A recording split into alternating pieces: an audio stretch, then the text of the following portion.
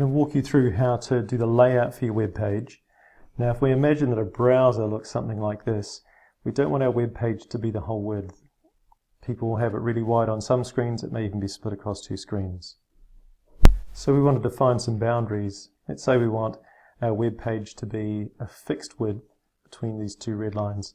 So I would say that's the container we're going to set up. This whole width here is the body. So everything that's shown in the browser is the body. But we want all of our stuff to be inside these two red lines. So we're going to fix the width. We're going to say exactly how wide it is. It might be 1,000 or 1,200 pixels. And we'll do that to match some graphic that we're going to put in there. Or we'll match the graphic to that, one or the other. So we need to set up that container in our CSS and in our HTML in a minute. Inside that container we're going to want a header. So our header will go like that, except a little bit squarer. Then we're going to want navigation, and we'll want some content. So our navigation would be down the side here like this. Our content would be next to it. Let's pick a yellow color. Oops, a bit more yellow than that. So our content would go there, and then at the bottom of the page we'll want to have a footer. So our footer would go across here like that. Most web pages are just that. So a header, navigation, content, footer, inside some sort of container to hold the width. So let's have a look at how we do that in our HTML now.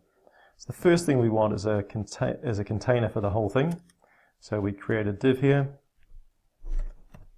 ID equals container. And we want that for everything inside the body. So we're going to end that div here. Right, you can see on the right hand side here, as I select that, whoops, take out that one I added in there for me. As I select that, the whole thing is selected. And it's gone red because while you weren't looking, I popped in here and I put this little bit of CSS in here. So this talks to the div with the ID container and it makes it red. Now if I open this out, you can see it covers the whole screen, which is not quite what we want. So we can go in here and we can say that we're going to fix the width. So width 1000 pixels. And as soon as we do that, you can see that it's no longer the whole width, it's only 1000 pixels now. And I'd like it center aligned, so I'm going to set the margin to auto. So that will center align it on the page. So now we have a container and everything goes inside there. So let's have a look at our plan. Next thing we want is our header, this green header here. So in our HTML, we want to add in that header. So that goes inside the container. So div ID equals header.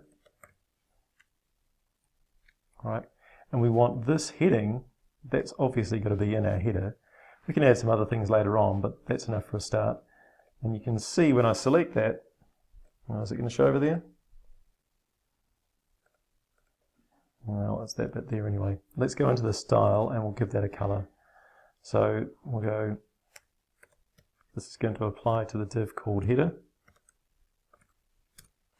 And let's make the background color green. So you can see that that's happened straight away. Okay. Now in our HTML, after the header is complete, we want to add a div for our navigation.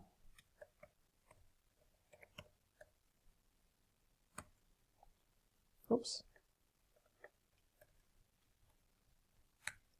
And in here we'll just put the word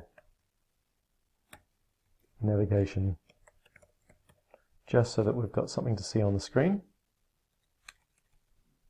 Then once our navigation's done, we want a div for our content.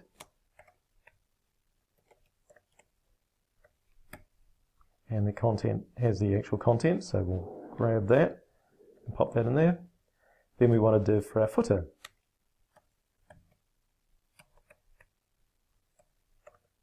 ID equals footer.